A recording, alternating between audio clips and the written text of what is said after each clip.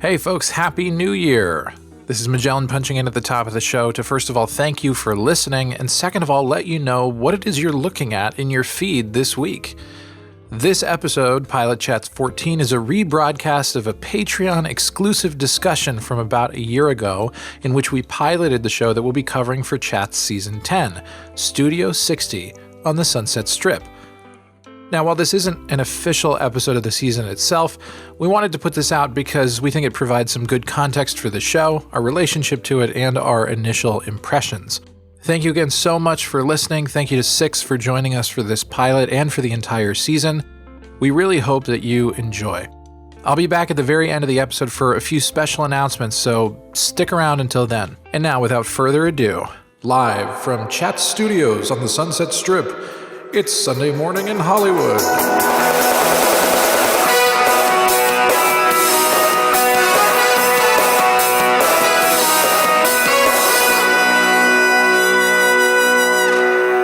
Hello, listeners, and welcome to Studio 60 on the Sunset Strip. I'm Alan. That's Magellan. Hello, Magellan. Hey, what's up?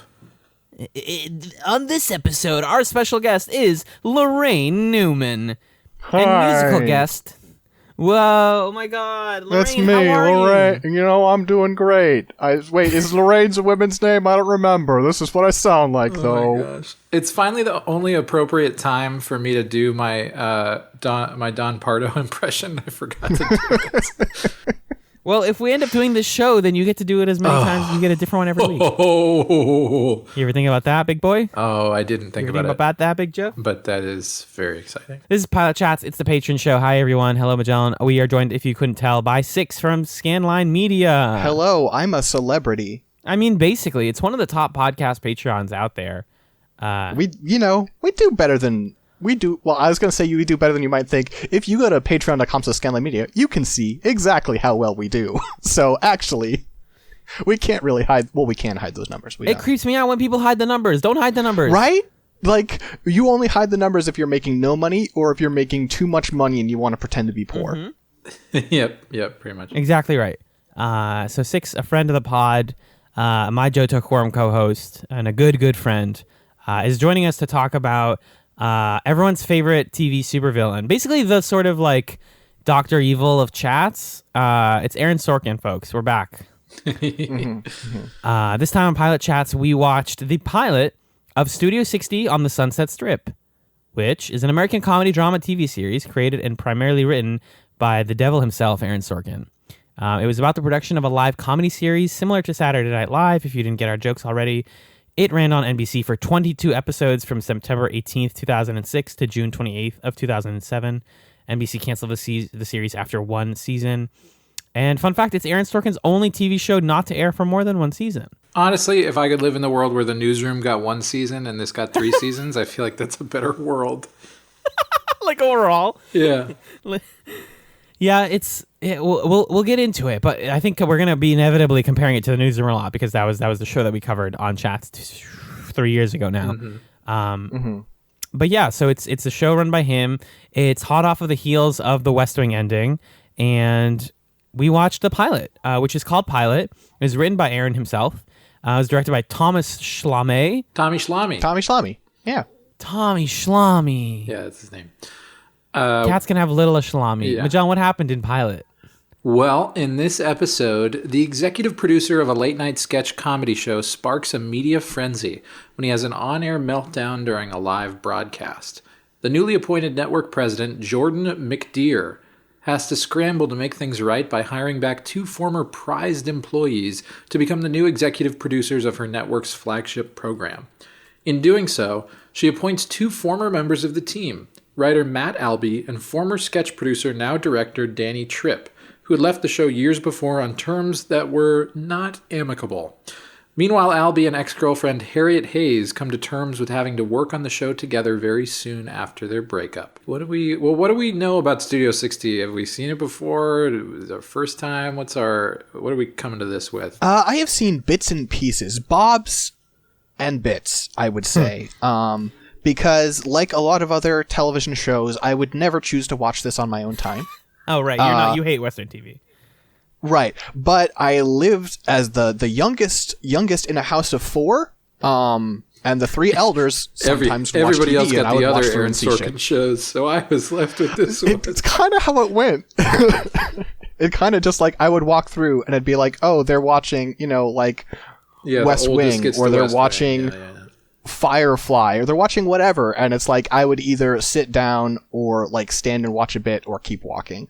I wish Firefly was generally written by Aaron Sorkin. I'm sorry to correct you, but I wish it was written by Aaron. That's a Joss Whedon special. Yeah, no, sorry. I was speaking more generally about Western television. Of the shows that your folks would watch. Yeah, that's there was fair. also Friends. Mm-hmm. So he hasn't had too many TV shows though. He's had like obviously The West Wing, and The Newsroom. What was the Sports Night? Sports Night. That's the other one, which I watched a little bit of Sports Night, and I remember liking it like 10 years ago. I probably would hate it now. His credits are actually pretty limited because I imagine he's one of those writers who just takes forever. Well, and he's done a lot of movies, right? That too. Maybe that's why. Yes. Yeah. What about you, John? Well, I have seen almost all of it. Oh, no. I don't remember the context in which I learned about this show, but when I learned about it in college, and it was like, hey, it's a long form drama about a sketch comedy TV show starring Matthew Perry and Bradley Whitford. I was like, did I write this? That sounds perfect. And I did watch it on my own.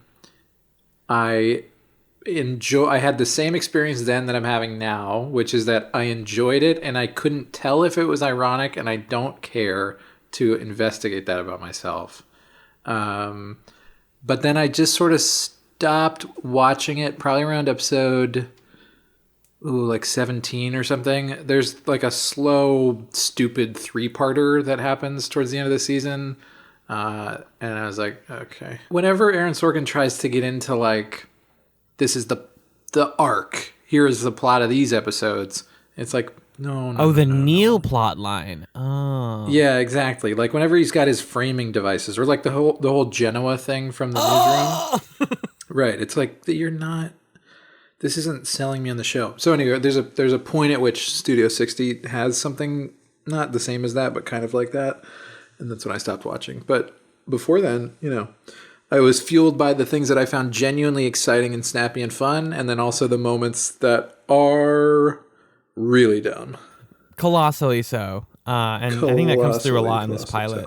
So. I've never watched a full episode of Studio 60, but it's like every other Sorkin show where like clips get passed around and I've laughed at it or seen it in compilations. The Sorkin show that I watched myself was The Newsroom as it was airing, which I talked about. But I never really got into The West Wing either. And I've seen like most of his movies, unfortunately. I like The Social Network. I think aspects of The Social Network still hold up pretty well. Not for the reasons that he wanted them to, but it's this kind of like similar to what is that thing? Similar to The Newsroom.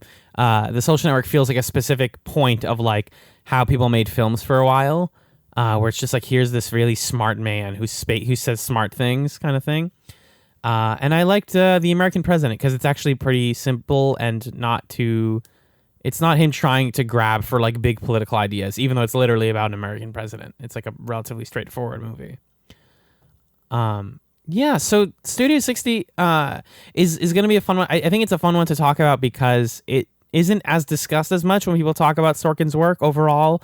Like it's not made fun of like The Newsroom is. It's not as easy to dunk on, but I mean, it's all there. Like it feels watching this pilot like he just figured out his style at a certain point in his life and has been doing it ever since.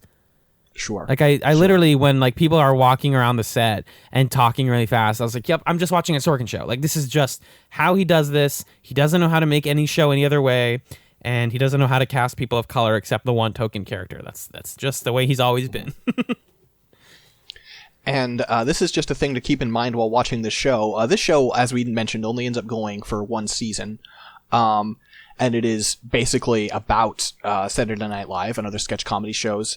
And it was debuted on NBC at the same time as what other NBC show? 30 Rock? 30 Rock. Yes. These two were running in parallel. And that's so strange. Weird. I didn't realize Studio 60 was on NBC. That's odd. There were rumors that someone was like, people liked the executives liked 30 Rock more and they didn't want two of the same show. Like, one of these is like funny and interesting and witty, and the other one is Aaron Sorkin, so they kept one. But I don't think that's exactly their whole reason it got canceled.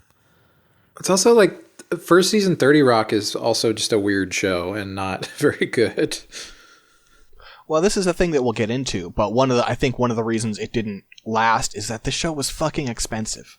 Oh yeah. Oh, it's so grandiose for what it is. Yeah. It will come up in this first episode. There will be parts where it's like, why did they spend this money here? But yeah. And so typical show of this type, I guess, if you want to like map it onto the newsroom, like it's one of the things that Sorkin loves is capturing the like slightly behind the scenes moments of something that everyone has seen. In the newsroom, it's obviously like a news broadcast, and in this, it's like a sketch comedy show. So we get D.L. Hewley's intro to Studio 60 on the Sunset Strip for the audience before the actual episode. So he's kind of like doing the warm up, it seems like. And then we get this like really, I guess I want to say up its own ass, but to not be so mean, I guess I would just say like ambitious, maybe, this like panning around the whole set of like, look, there's the costume people and the makeup people, and Judd Hirsch is here and he wants to air this dumb religious sketch really, really badly. He's talking to a boring man who wants him to replace it with another sketch called, quote, Peripheral Vision Man, which I will give them credit for. It sounds like a really dumb SNL sketch that no one would remember. And you know, if you're gonna like the liberal back patting that I like in an Aaron Sorkin show, or I find enjoyable. That's why you come to these things. Pretty much, man. Is kind of like slapped down a little bit by the fact that Judd Hirsch's character caves here. It feels like he's gonna have a moment where he's like, "We did the news," and like get his sketch to air, but they're like, "Nope, I'm not gonna air it. I decided. You're right. I'm sorry. We'll air Peripheral Vision Man," and we get like 5 seconds of it in the background, and it looks like garbage. It's interesting to note during the opening monologue, he says that they're on their this is the first episode was in 1996. Yep. And he also says they're on their 20th season. I guess that's 2 seasons a year, so that must be 2006 is when this is set. But also SNL's first episode was 1975. So in this alternate reality where this is SNL, no one had the idea of SNL for another 20 years. Yeah, it's like I highly doubt that the show ever reckons with that. Like, but because they do have moments where like the two main guys are talking backstage, and they're like, "Man, a lot of people have been on this stage before and done a lot of amazing work," and like they live and breathe the history of the show. But for it to air for 20 years less than SNL did, kind of like messes with that a little bit. It feels kind of strange. Yeah.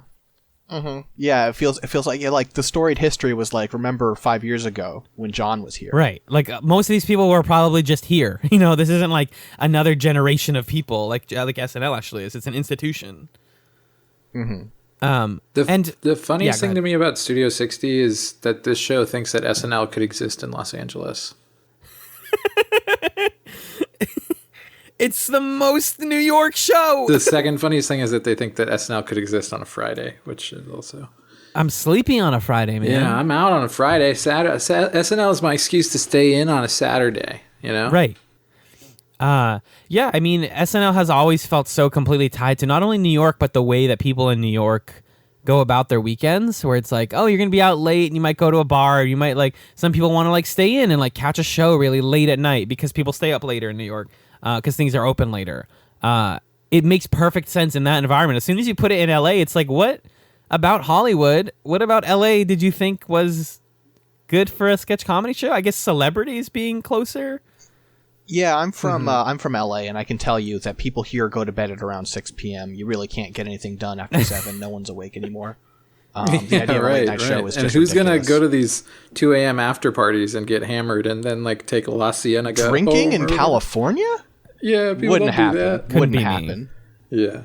And then ultimately, like I have liked SNL in the past. I think SNL right now is not exactly great. And I understand why it's important for TV and for all the actors that have come and gone on it, but that's the thing that like burns me out immediately watching this is like, yeah, them going around the backstage and being like, look at all the cast and crew. I'm like, I don't care. Like sketch comedy is kind of cool, sure, but like I just don't care about the framework of this show. It doesn't interest me. And then maybe that's me, you know, maybe that's just like this show might not be written for me, but it doesn't feel as inherently interesting as or politically have like political potential like news. It makes me wonder why Sorkin wanted to do it, because like a sketch comedy show is not an institution that is, they make decisions about like how to respond to current events, which is maybe what he liked about it. But so much sketch comedy is bad, and there isn't really like a TV sketch comedy moment that you can point to and be like, yes, this is when we did it right. Because that stuff was also bad. And have an episode set right after 9/11 and everyone gathers and says, we did the jokes. right. Like people didn't want to have any jokes tonight, but we fucking got them. We made them smile. Take that, terrorists. But like, you say this as if this show wouldn't absolutely do that if they had the time, if they were in the time. As if, I mean, I haven't seen it, but I'm sure it will do that. Something bad is going to happen and they're going to be like, you know what people need, goddammit? They're going to need jokes. If that happens, I'll eat my lunch. But it will happen. Here's my thing about Studio 60 and its sort of point of view on sketch comedy is that it seems like every single character is devoid of the desire to make people laugh. It doesn't seem like any character wants to be funny. It seems like every character wants to like skewer and get them, and that's part of sketch comedy. But if it's just a room full of people who are like, take that, Christians, like that's not a good show. Comedy for the sake of negativity sucks, absolutely. And comedy for the sake of social criticism alone also sucks. So this brings me to my first major problem with this pilot, which is that the show hinges on this moment where Judd Hirsch's character, does he have a name? We should probably learn his name, right? Wes. Wes. It's Wes. Wes, after not getting his sketch aired, is sick and tired of the way things are going. And during the opening of Studio 60 this night, he goes in front of the camera and basically says, stop, stop, stop. Everybody who's watching, change the channel. TV is a joke. It's like the most toothless criticism of America that I've seen in a TV show in a while. And I know that's like... That remote in your hand is a crack He pipe. literally says the remote in your hand is a crack pipe. Shut the fuck up. Oh my God. You cannot, Judd Hirsch. God.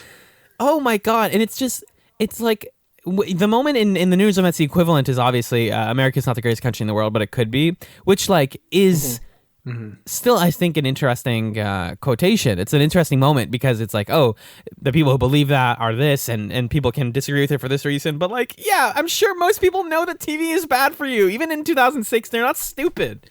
This is a critique that makes sense in like the 50s, dog. No, right, but that's right, what makes it exactly. weirder, and I feel like it makes it more alien, is like, this isn't, I don't agree with the sentiment that America used to be the greatest in the world, right? I don't think that's true. But I can understand it as opposed to people being like, remember when I Love Lucy was on the air? That's when art was real. Yeah, like, what are you talking about? Right. And also to continue the comparison with the newsroom, super centrist man speech, that felt like weird, but like it could happen. Yes. That he's on a panel and then someone's like, here's this question that just finally ticks him off enough that he speaks his mind. This is a nuts setup. I really want to stress that they're talking about cutting a sketch like a couple minutes before they go to air, which maybe that happens, but like, I don't know that happens that often. And then it just doesn't seem like it's worth sticking up for. Like, oh, the Christians, I'm really going to get them with this sketch. We learn later that this sketch was one that Matt Albee wrote 4 years ago, which also doesn't make any sense. It's his baby. They finally are going to air his baby. They broke it out of the vault. They broke the seal because they needed a gem tonight. It's nuts. And then it's called... never mind, I don't want to spoil it. We'll talk about it later, but that was my favorite line when they say the name of the sketch.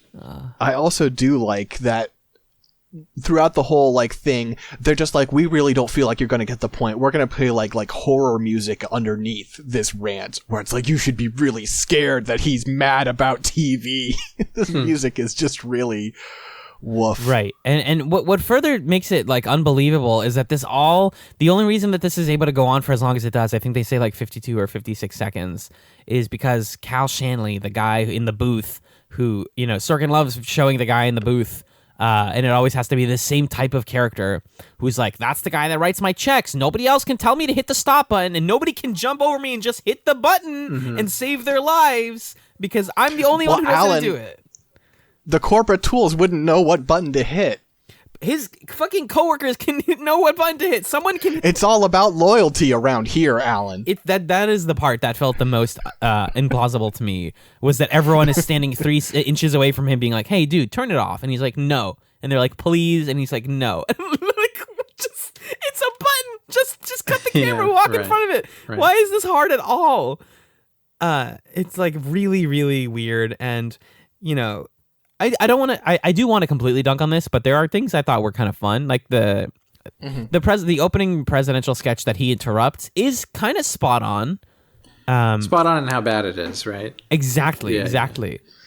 Well, this is a thing that we're gonna have. So what they're trying to set up at the beginning here is that this is a show in crisis where like the writing is really bad and the staff is just like, man, we just can't. Like we've got good people here, but we don't have funny. Yeah. And that works really well in this episode because nothing we're shown is funny.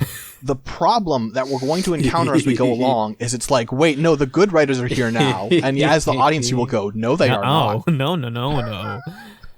Yeah. And so from there, once they finally get that cut, we are introduced to the character of Jordan, who I have a lot of thoughts about. She's at a fancy dinner where she's being invited to a media group because her ratings went up 0.5% or whatever. I love that, like in ratings, numbers being going up by it's like stocks almost, where like they go up 1% and it's like, you changed the world. You're amazing. And the thing I don't like about Jordan's character, because she's like the lady, right? She's the lady of the show, the lead woman character. Yes. She always looks confident, and I don't understand about what. Like, she just has this like smugness, and like I know she's like playing 3-dimensional chess in her head, and I'm like, what? Why? Like, what? You're the head of like a fucking sketch comedy show. Like, what are you so smug about? She is so many Sorkin women. She is like, it opens with a monologue about how qualified and smart she is. And then she gets to spend the rest of the time being like quippy and flirty in a way that doesn't make sense for her position. That's not work. It really, the thing that dawned on me in this watch with that speech about her pedigree is it's so deeply misogynist that Aaron Sorkin has to introduce a female character by being like, okay, so I know women aren't qualified.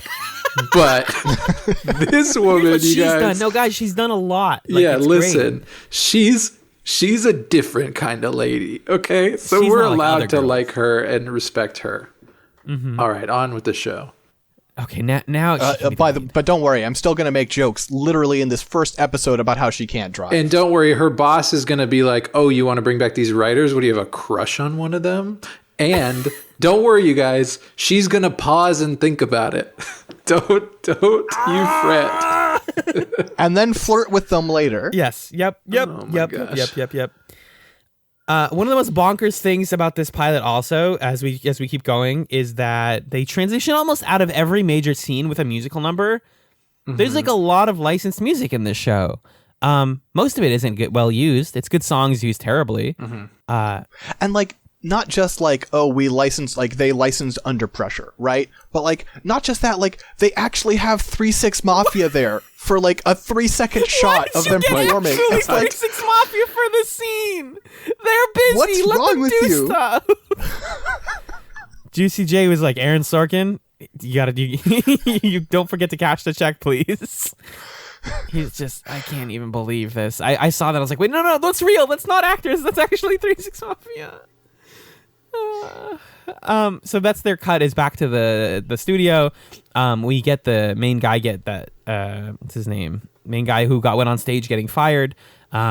Wes. We have this extremely boring expository boardroom scene where everybody on the board explains what they do. Because one of them's like, costs are going up X%. I know, because I'm the production lady. And the writing guy is like, the scripts have been bad. I'm one of the writers. It sucks. And the financier's like, everything's expensive. I'm the money guy. It's so weird because it is just like a noun swapped version of like the West Wing sitting down in the Situation Room. It is very much like, what's the CIA think? Only it's, what does the press think? Just like, this is so weird. There's so much copy-pasted stuff that he does from show to show. It's bananas.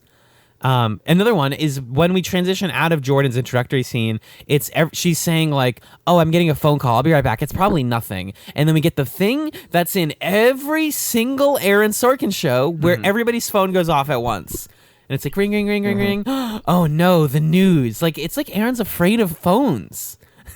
Like, he actually is afraid of cell phones. Which he should be, because they will eat him and suck out his soul. But, that's fine. And then you think, okay, we have our, like, characters now. And they're like, no.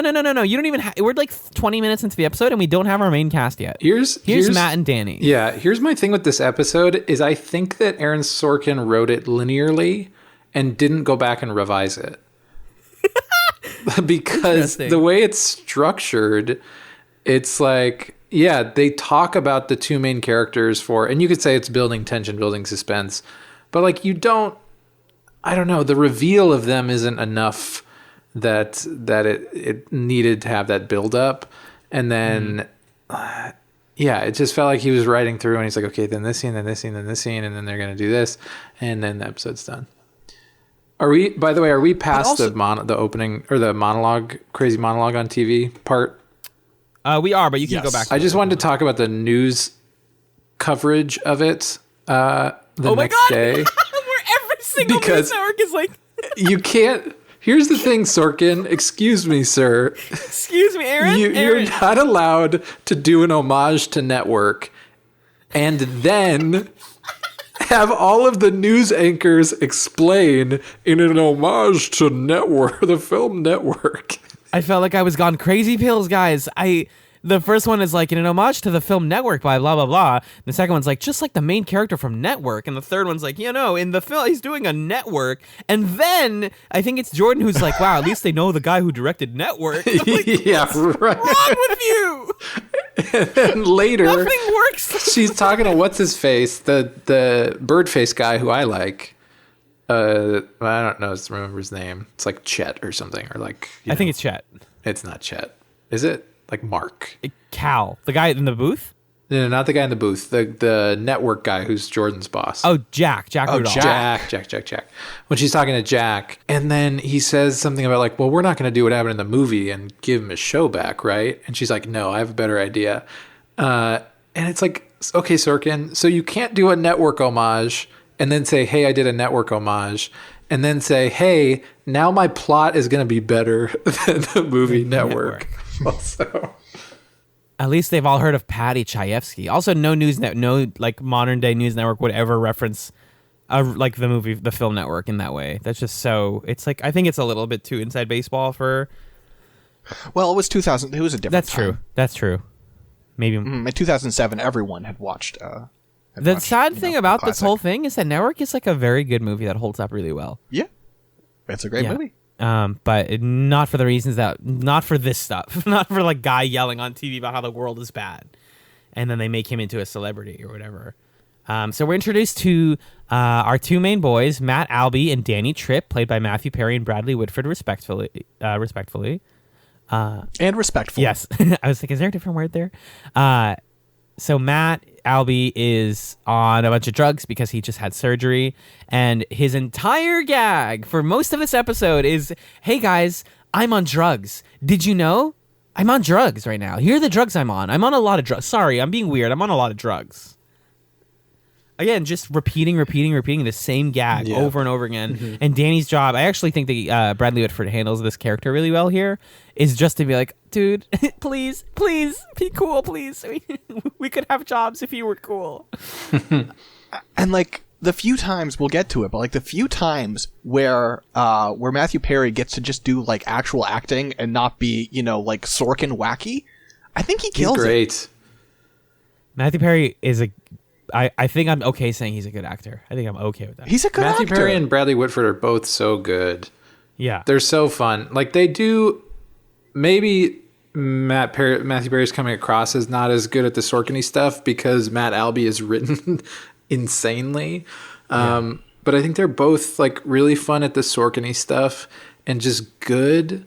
And for me right now, they're my biggest draw to the show is the friendship between Matt and Danny. Mm-hmm. Yeah. Mm-hmm. Bradley Whitford, I know from Us and also the Cabin in the Woods and The West Wing, so he's been in a lot of stuff. Not Us, sorry, Get Out, the other Jordan Peele movie. But yeah, so they're pretty good. They're talking about just like drug stuff and being, and then fucking Matt. This is such an unrealistic scene, but whatever. We're not even in the realm of realism anymore. Matt wins an award and doesn't realize that he's holding it and doesn't realize that he went on stage. And the whole gag is like, isn't it funny that he's on drugs, you guys? I'm like, it's not, but he does really sell that reaction of when Danny's like, Matt, walk on stage now. What? You just won. Hey, that's great. Wow. Cool. Whoa, an award. Cool for me. Yes, for you. You did it. And there are some lines that I'm really such a sucker for. And I feel like Sorkin's playing with me and messing with me, but there are things that he writes where I'm like, that's good. Like when someone's like, "Was he going to be okay up there?" And Danny says, "Accepting awards in front of ballrooms of people is the only place where he is okay." What do you mean, Aaron?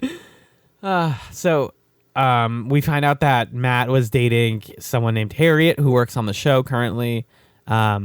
We laugh on them, and then another musical fade. We're talking about L.A. Baby, so we got to fade on Tupac's California Love. That's the only way you can do this. Spend more money. Just rake that money. You can't license this many songs for 10 seconds of them while you transfer scenes. That's really bad. And now that they're like, all right, all the important characters are out of the way, let's get Harriet introduced. And I'm sorry, folks, I kind of like Harriet. Harriet's good. I don't think she's written as well as she needs to be, and that's not a surprise. Yeah. But Sarah Paulson can't bring any more than she's giving here in this. Yeah, she does a great job. Also love that she instantaneously breaks the Bechdel test by talking to a man about another man that she's in love with. It's like literally no, we don't need to know how to write women. That's not relevant. A bunch of drunk other employees at a party, including the guy from The Big Bang Theory, who's like on this show, Simon Helberg. It's distracting every time. Very distracting, yeah.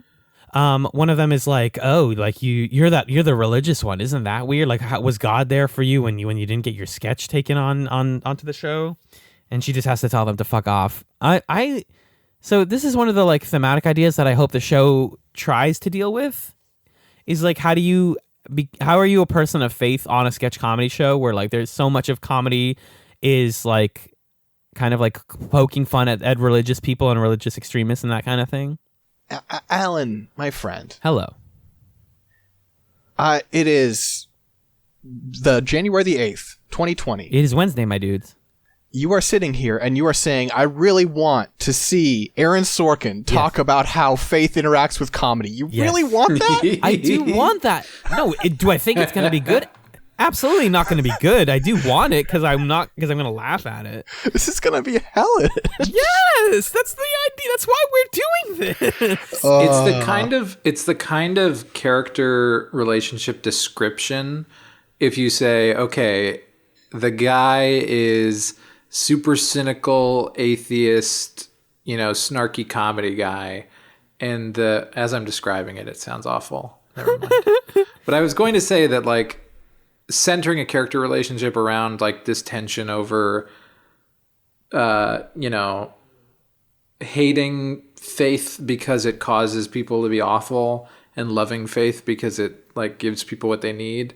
That's a really cool tension to dig into. It feels so contrived that it's juxtaposed, or not juxtaposed, but that it's paired with this comedy world. And I guess it feels strange in that way because, like, when was the last time that you saw a sketch that made fun of Christians? Right. I don't know. Or at least Wait, Sorkin's right. TV has been deballed. That's what he took from the world not doing any jokes about religion anymore. He's like, oh, because they can't, because they're cowards. I'm gonna do it. Like, no, they stopped. Get your Netflix special, Sorkin. We'll give you a stand-up called #Triggered. Oh God, forgot about that. I do want to shout out that Harriet does have a line after all this goes down, where she turns to one of the other characters and goes, "Please let me watch you smoke a cigarette." Which, yes. As a person who's quit, yes. Accurate. I just need to look at you smoking a cigarette. It'll make me feel Get good. a little bit of secondhand, and it'll be all right. I would bet you that's just one of those lines where I'm like, was Aaron Sorkin either a smoker or a former smoker? Like, that just feels written from a book of someone who knows it. Mm-hmm. Yeah. You know? My thing, though, with the overall script here is there's no tension in the question of, are Matt and Danny going to join the show? Because we know that's the premise of the show. True. Like, true. Do TV writers like envision a pilot? Like, maybe that's just because how you write a pilot is like you have to expect that people don't know anything about the show going in. You have to tell them everything in the first one. But this whole setup of like, what if they say no? And it's like, no, it's even if I didn't know that was the premise, it's a TV show. Like, the main characters that you introduced are going to join it. They're not going to be like, no, I hate this, and then we have to deal with that. Like, no, of course not. So it removes all of the tension of this like question that hangs over most of this pilot. Yeah, I guess that's what I mean by like it being written linearly. It almost feels like Sorkin is discovering himself what the show is about as he's going through it. Because if you were to reformat or revise this, you might just start at the them putting together their first show or something, and then flash back to all the stuff that led them there. I don't know if that's better, but I definitely also felt that same thing of when they go to walk out on the stage at the very end. I had the feeling of like, okay, cool. Act 1 of the episode now feels done, and now we can do the episode. But then it's over. That's the pilot. Yeah. Well, so there are two things. One is I think they do they do have the moment after the meeting where Danny stomps out and Matt is like, hey, we're going to take the job. Like, duh, right? Like, it's, of course we are. Just, right, hang on, we got to go work this out. And I feel like that's a little bit of an accommodation.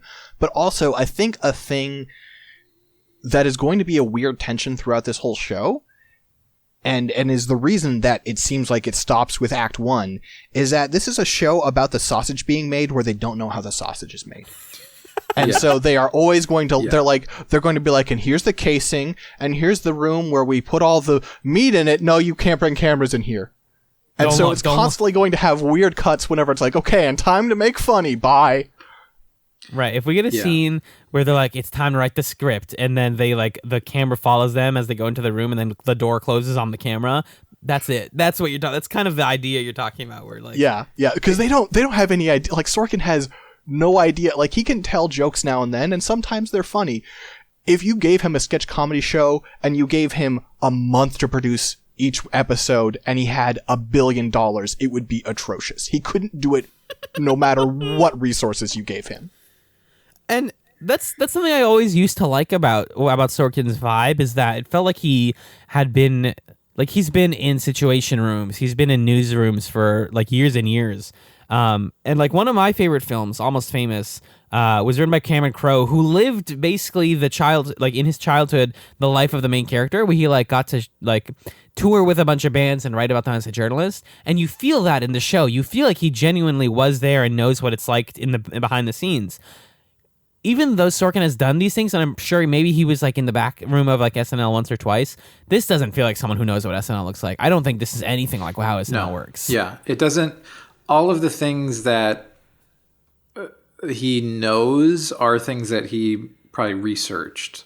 Like the opening thing of, here's how we introduce the show. It feels like trivia more so than That's a great point. than lived experience, because you got to imagine that like the behind the scenes of SNL or a sketch comedy show like that it's going to be full of really weird, wacky stuff that you couldn't, and like little tics that people have or rituals that people have that you can't just invent. You could think of things like them, but probably not do so with the level of fidelity that's true to the experience unless you actually had it. And so it feels like Sorkin's coming to sketch comedy with the brain of like a screenwriter or a journalist even, where it's like, okay, here's the premise, and now like this is how we're going to tackle it, and we're going to da-da-da-da-da, which is maybe how some sketches are produced. But sometimes it's just like, oh, it sure would be funny if this guy was a frog, and then you just do it, and you're up until 4 a.m. not writing it, and it gets done. And then there's a deadline. There's a deadline, and you're like, actually, maybe can all of this. And it's so jarring for the show to be about sketch comedy and to be written in a way that has none of the sensibilities of sketch comedy. Not that the show needs to be wacky, but like even going back to when Wes is giving his speech, I could envision another version of that scene where he like goes to give the speech and he's trying, and then he does get cut off and he does get carted away.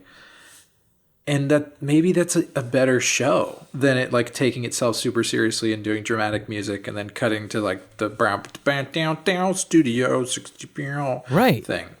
If the show had more moments that were like punchliney as opposed to whatever it is it's doing. Right, like use the language of the thing that you're doing a behind the scenes of to tell your story. Don't just like pretend you know about it and then like hand wave it like, oh, don't worry about how this is actually made. Yeah, it feels like the writing is not shifting to match the world, the source material or whatever. Yeah. So it does feel like a palette swap of other things that he's done. What it ends up being is Matt and Danny sitting in a car on set making 1,000 jokes about being on drugs. Like, man, we should really join the show. And then Matt's like, I'm on drugs. And then they get out of the car and you're like, oh, they were in a night. Like this moment is kind of shot to be kind of cool, but then it's just, I don't know, it's not that cool. Where it looks like they're actually in a car and then they get up and they're on set and you're like, oh, that's fun. Mm-hmm. But what does that doesn't really say anything. You could really dig into that if you wanted to, but it's not that funny. Yeah, it's just cute. Yeah, it is cute. Yeah. Well, but like, I mean, other than the drug jokes, which so we should just briefly, and I'm not here to drag or shame anyone, right? Mm-hmm. But it is an interesting choice to have like, okay, so they have Matthew Perry's character who's named after himself, which is of course, be the sober character who's in this episode on drugs, and Bradley Whitford has the drug problem. When in real life, Matthew Perry has a drug problem. It's just a weird. That would be weird for me if I was like, oh, I'm acting alongside this guy who's gonna be the one on drugs. All right, sure. Yeah. But I guess acting. That's just kind of how it goes. But their exchange there, like when he's talking with him about having relapse, I actually think that conversation is like really nice, and the chemistry there really works. Like there's a point where like Danny says like, you can get another director, you can get a better director, and Matt says, I don't want another director, I want you. And he sits down and Danny says, the joke was, I don't want a better director, I want you. And Matt says, I know what the joke was. Yeah. Just like, yes, I've had those conversations with people where I'm like, no, I didn't want to make a joke, I'm trying to be serious right now. Mm-hmm. Yeah, and I love the way that he delivers when he's talking to Danny, and he's like, you did whatever, you didn't tell me, and he's not like mad about it, but he's like, are we good? Like, what's going on, man? I thought we talked about stuff.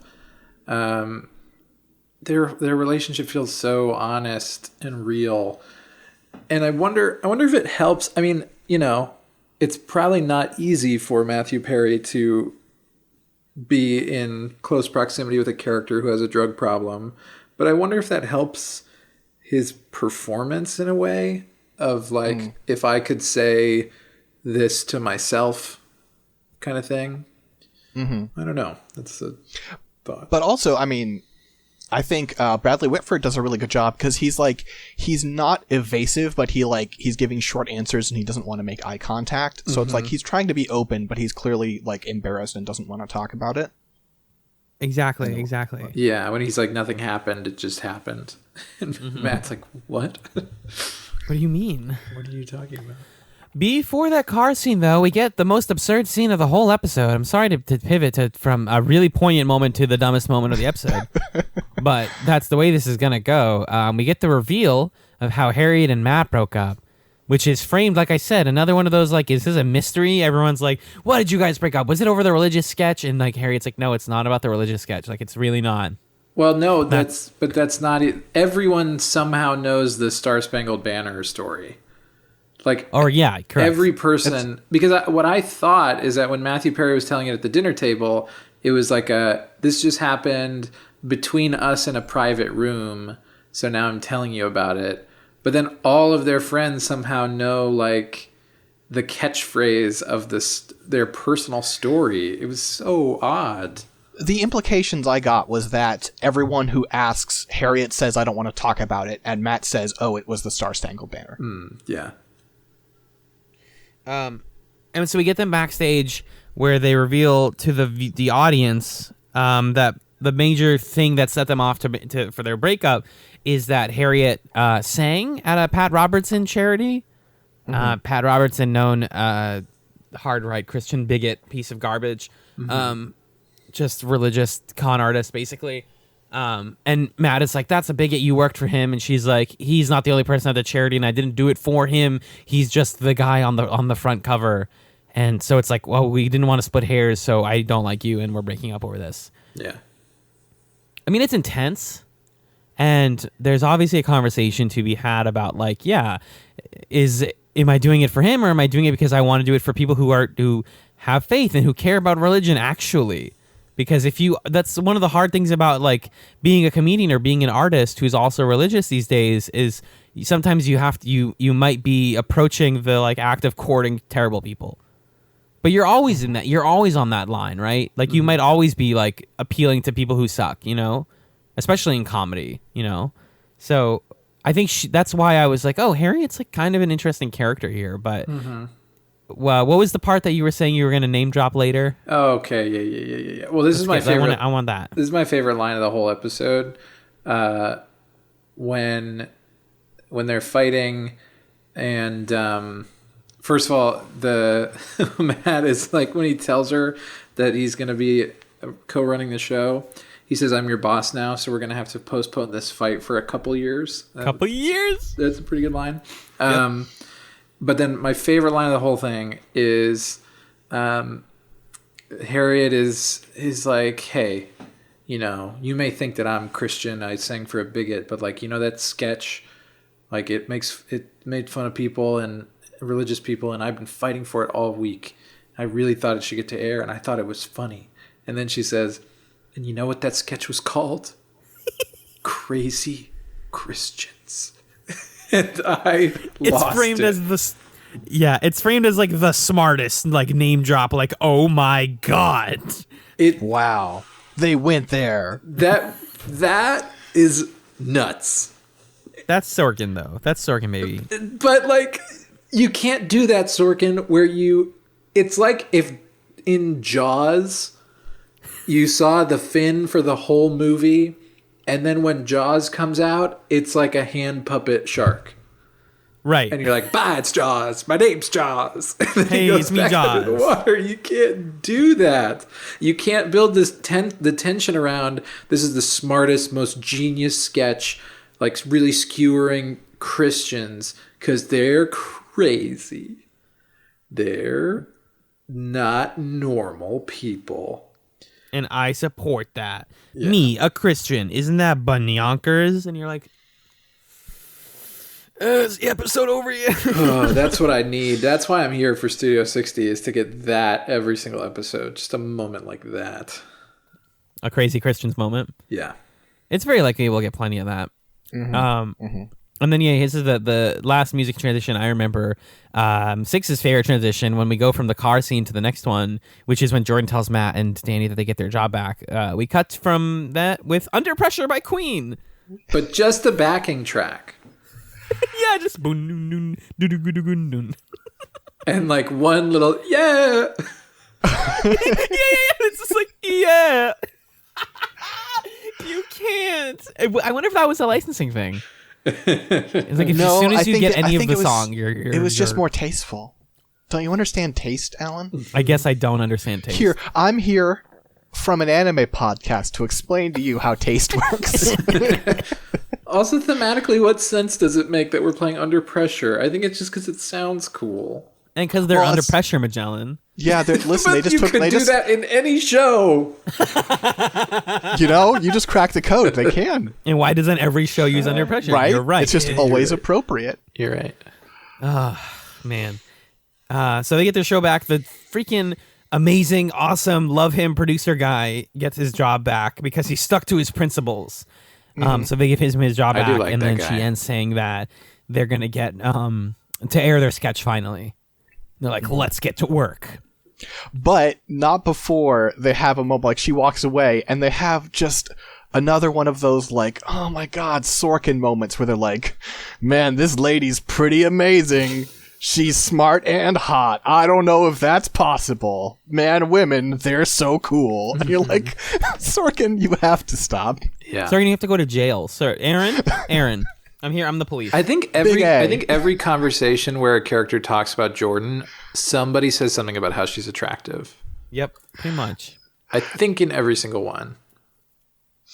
There's an episode of The West Wing where they have like a late night party at the West Wing, and then like the president and the chief of staff are aside talking, and Bradley Whitford's character walks up and he's like, hey, what are you talking about? And the president's like, oh, we're just talking about these women. They're oh my God, I've seen that one. Oh my God, I've seen that scene. It's these just women what Sorkin scene. Does. It's just what he does. Oh my God, that scene is nuts. The West Wing sounds like it would actually shorten my lifespan and then ultimately kill me. It's wild. It's definitely better, though. Mm-hmm. Yeah, there's also that. Except also, doesn't season 1 have this whole plot about how Rob Lowe's character's phone is with a prostitute or something? Yeah. Yeah, never mind. Maybe it's not better, but it's definitely something. It's also like 75,000 episodes, so that's true. How I wanted to talk about this. Because do we have any other notes about the episode? Before we talk about I have a couple stray things I can toss on the Barbie here. First of all, the thing that's going to be really jarring for me if we do this show every episode is it just doesn't look like it was made in the aughts. And then it's like, and our guest is Felicity Huffman, and like, who's in this room? Oh, that's 3-6 Mafia's dressing room, and George Bush is on the stage, and this thing looks, I guess the camera they're using or something makes it look like an early West Wing episode. Mm-hmm. Yeah, so that felt off. What else? I love the control room operator guy. I thought his dialogue was really fun, and he does the Sorkin stuff well. Yeah. I love that he's on the main poster of the show. Like, he's in every episode. Yeah. When Jordan says, let's talk in my office, and then she walks around and then she's like, I don't know where my office is. I like good. that. Yeah. That was very good. It's good. It's just, it adds to that overall picture of like, oh, she's so quirky that women be shopping. Yep. Yeah. Yep. Dun, dun, dun. Dun, dun, dun, dun. Oh, yeah. My last two things are I liked when Matt was like trying to get Danny to stick around on the movie, and he said it's fine. Like I'll pay to sponsor you or whatever it is. We can shoot in Vancouver, and then Danny's like, don't shoot in Vancouver. Vancouver doesn't look like anything. It's like Boston, California.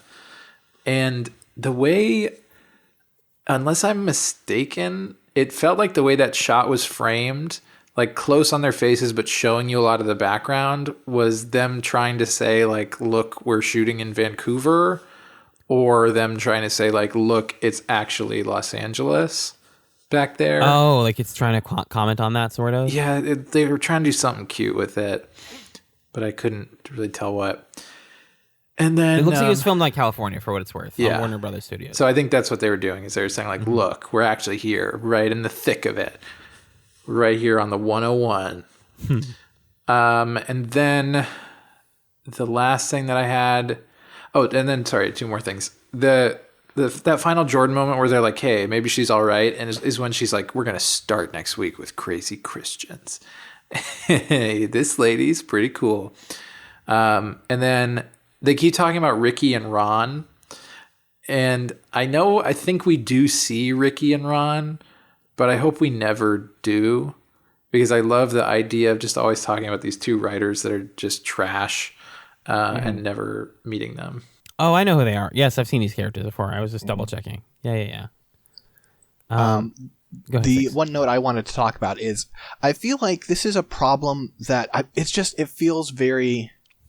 Sorkin's too old and too rich for what he's trying to do, because he's trying to make us feel bad for these characters, right? For Matt and Danny, but like there's this point where, like, to punctuate a scene where it's like, Danny, you can't work for 2 years. This is your only shot. And he's like, screw it. Call down for my car. And it's like, you're rich, my guy. Yeah, when they Sorkin said was 18 poisoned. months, it's like, maybe that's fine. Maybe he can get some Yeah. writing done. Maybe he can just fucking go on vacation because he's apparently a millionaire. Yeah. As someone, I don't know. You don't need to get too much into this, but like, I've been unemployed for like long periods of time. It's mostly fine, and also when you're rich, it's super fine. You can just travel and have a great time. Like, what are you even saying? In traditional Alan fashion, my notes are mostly about cameos.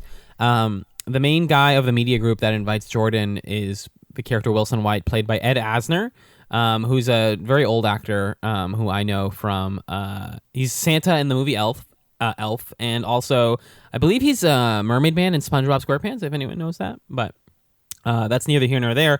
The other side character that I really liked is the guy who is their Don Pardo. Goes by Herb Sheldon on this show. Actor is John F. Carpenter. And fun fact, he was also Herb Wilson on The Newsroom.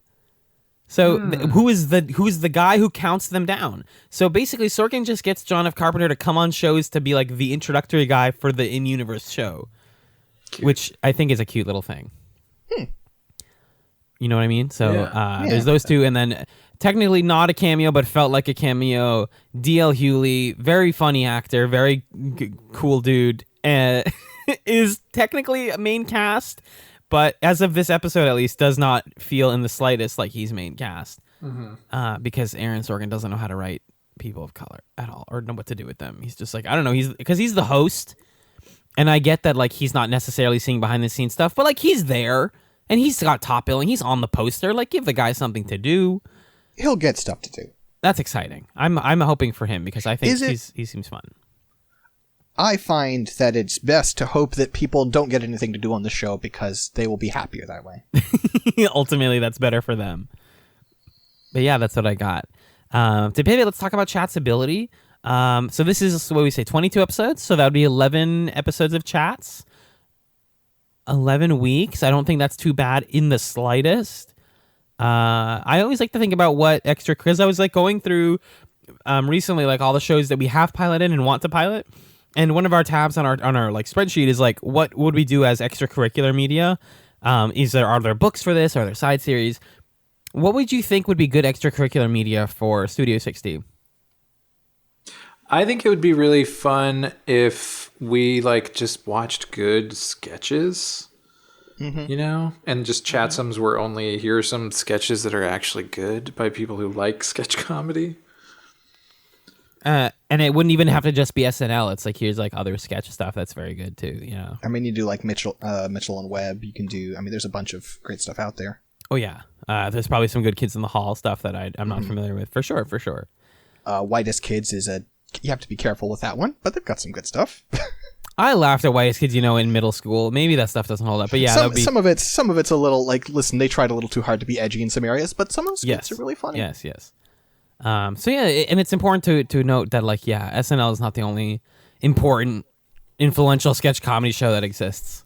out there. So that would be that. I think that'd be fun. Yeah. Has anyone ever asked Sorkin if he was specifically doing SNL? Maybe that's why it starts in 1996. He's like, actually, no, I was doing Mitchell and Webb. That's what this is. This is my side universe where Mr. Show is mainstream. Ew. Every single thing about this is SNL, down to like the guy being like, and now welcome to, all of that. Sure. But yeah.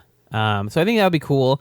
I don't know. Would y'all be interested in chatting it? It seems like we've discussed it before for a while. Mm-hmm. I think the way we would do this is we would keep you on, Six. I think we would keep you on for main cast. Yeah, wow, I made the cut? Yes. You made the cut. It was tough. Is it just because it's Studio 6D? Well, that is a big part of it. Yeah, that's a huge part of it. Listen, I'm not gonna anything I can get, any foothold I can. You know how many podcasts are willing to have me? None. I'm alone out here. It's funny because Six hosts 1,000 podcasts, at least. Yeah, I think just because it would be more fun to keep goofing like this and not try to take the show too seriously, because it doesn't warrant that. I think that's where we would shine, is like the three of us just having a good time. Yeah. But it sounds like the way we wanted to do this, and I don't know how much of this we want to... Should I just tell the people how we're thinking about doing this? Yeah, I think so. So we're going to do Studio 60 on the Sunset Strip, folks. This is not that's so much of an if PilotChatz as a when PilotChatz. The way we're kind of thinking about it is like, Magellan and I and Six record a lot of podcasts, a lot of times. And we want to have a show that we can like record all the episodes of when we have the time, and then not have like the discussions be timely at all. So they're just kind of effervescent is the word I'm looking for. No, timeless, whatever. Evergreen is the word I was looking for. Thank you. Yeah, effervescent is kind of the opposite of what you want. Yes. The kind of nothing. We want them to be evergreen. Just in one ear, out the other.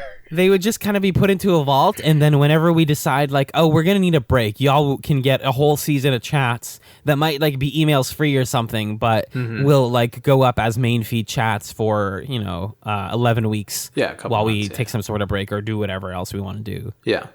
So it, who knows? It'll be a while before you get Studio 6D on the Sunset Chats, but I think it'll exist. Yeah, I think like the vigor that we brought to this pod and to like our pre-episode discussion, it definitely inspired me to want to do this. Like, I'm ready to battle Aaron Sorkin again. I'm ready to fight him. If he's not going to get another show, we just have to keep digging back and backwards until we eventually have to watch The West Wing, and then we die. If he does get another show, we are gonna watch it. Yep, we all agreed. If he does a newsroom again, we're bringing back the chats room. If he does another show, we're gonna watch it. Like, that's just what. All right, good. What's the angle? If you want Aaron Sorkin to come back, what is it like? Aaron Sorkin does a show about behind the scenes at Twitter. Oh, boy. The main character is a fictional version of Jack. Oh my god. If Silicon Valley didn't already exist, that probably would have been his next thing, right? It's like a startup. Mm-hmm. Yeah, some sort of. Well, the thing is, because I was gonna say, like, I would love to watch him do like retail, but he doesn't know how to do the middle class or or just the lower class. No. He only knows how to do the people who are like industries run by rich people. Right. He has to have his characters make jokes about being out of touch, because he's actually out of touch and they're not jokes to him. Mm-hmm. Mm-hmm. But he can't do it about business people, because that's like. No, because he's a leftist. Liberal. Yeah, I'm a liberal. Sorry, I said leftist. My mistake. That's he is not a leftist. Certainly in not. any way, shape, or form. Certainly not. He's a lemon flavored centrist. Mm-hmm. Oh my god! I was sitting in the park today and I heard people walking by, and I just heard one guy go, "And the thing about centrists is," and I was like, "I need to follow you. I want to follow you." And that man, Aaron Sorkin. The thing about centrists is they're great, and you should marry one. No, please. We don't want no centrists on this pod, but we do want Six to come back. So thank you, Six, for joining us on this episode of PilotChatz. It was a delight. It's fun to be on a show with y'all. It's fun to talk about Western TV every now and then. I think I bring this unique perspective of being completely ignorant and stupid. Yeah. Which, is refreshing. Sometimes you're going to have to explain what a camera is, because those, in my field, we don't deal with those. But yeah, it's been really nice to be here, and also I like the show, and it's nice to be on the show. Well, thank you. You'll have to explain what a transition is, because in my industry we call that isekai. Like, no. Man, Aaron Sorkin doing an isekai. Nope. Don't even get me freaking started. I would never watch it. And if it was happening, I would cancel that production. You, Alan? Yes. Yeah, you're telling me that if Aaron Sorkin did a live-action version of Sword Art Online, you would not watch that. Okay, you're right. It's already trash. Like, if he's going to deal with an already trash property, but I kind of like a lot of isekai, so I would be sad. Like, Aaron Sorkin dot hack would break my heart. That would be really tragic. It'd be so sad. But since this is not your Patreon podcast, currently, where can people find you online? So if you want to find me generally, I would recommend @6detmar on Twitter, SAXDETTMAR, and then scanlinemedia.com or patreon.com/scanlinemedia, which is where all of my pods and writings go. I've been on some of those, actually. You have. You've been on the Johto Quorum pretty regularly. You've been on the occasional episode of Oops All Anime. We featured you on Scanline Talks. I have too many podcasts. Pretty regularly. Like, I think I've hit almost every single episode of the Johto Quorum, pretty much. Yeah. I think so. Pretty much. If you add it up, you could basically say I was a co-host on that one, but not necessarily. Magellan, do you want to tell the kids where we're watching next time? Oh boy. I look forward to hearing what Aaron Sorkin has to say about all that. Please don't listen to Aaron Sorkin. Okay. Anyway, we are glad that all of you chose to listen to this episode of Chatz, a television podcast. Before you go, I just want to give you some information about how you can get in touch with and find the show, as well as some exciting new things that have been happening for our supporters. So first and foremost, if you'd like to get in touch with us, you can do so in a couple of different ways. You can email us, chatspod@gmail.com, follow us on Twitter, twitter.com/chatspod, where you can also DM us if you'd like to do that for some reason.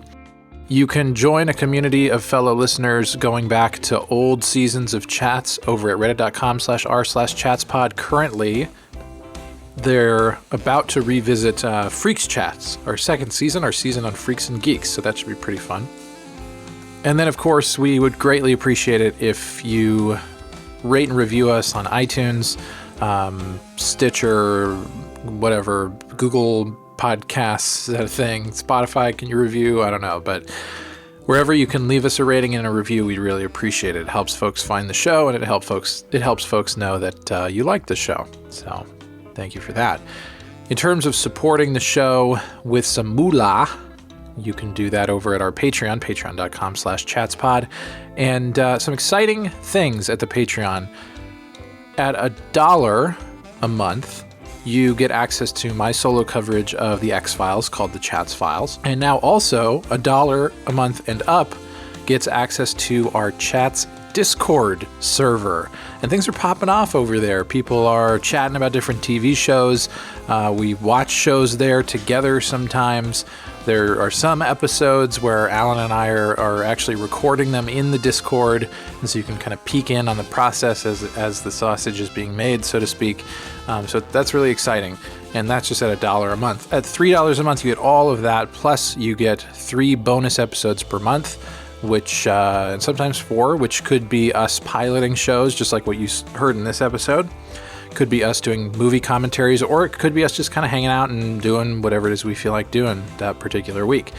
The month of January, a few things have come out so far. We've had a Chats Nights, that's just us sort of vibing to start the year. We've had a Pilot Chats where we piloted 2 miniseries, Vanity Fair and The Good Lord Bird. And then next Saturday, we are going to be doing some bedtime stories, some reading to help you fall asleep, I suppose. And then we're going to end the month with a commentary of Tron Legacy.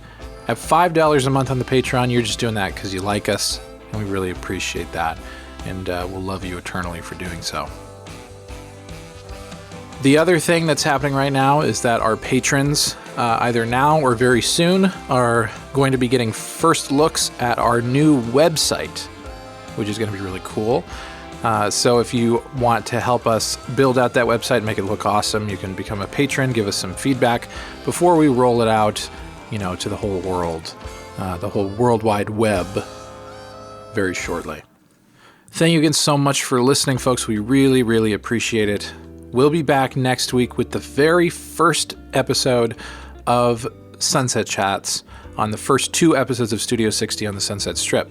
And, you know what? You know what I'm going to do is I'm going to actually read you the episode descriptions. So first up, we are watching episode 1, Pilot, which we watched for this episode as well. The executive producer of a late-night sketch comedy show sparks a media frenzy when he has an on-air meltdown during a live broadcast. And then there's some other description, but you just heard us talk about that. We're also going to be watching episode 2, The Cold Open. Matt and Danny have 5 days to put together their first show, which is receiving enormous media attention, and Harriet tries her best to work with Matt. In the meantime, Jordan puts her new job on the line by facing down pressure due to a controversial sketch amidst criticism from sponsors and affiliates scared of alienating Christians. Also, staff writers Ricky and Ron, who were catalysts for Matt and Danny's initial departure, express their dismay at being made to work for Matt.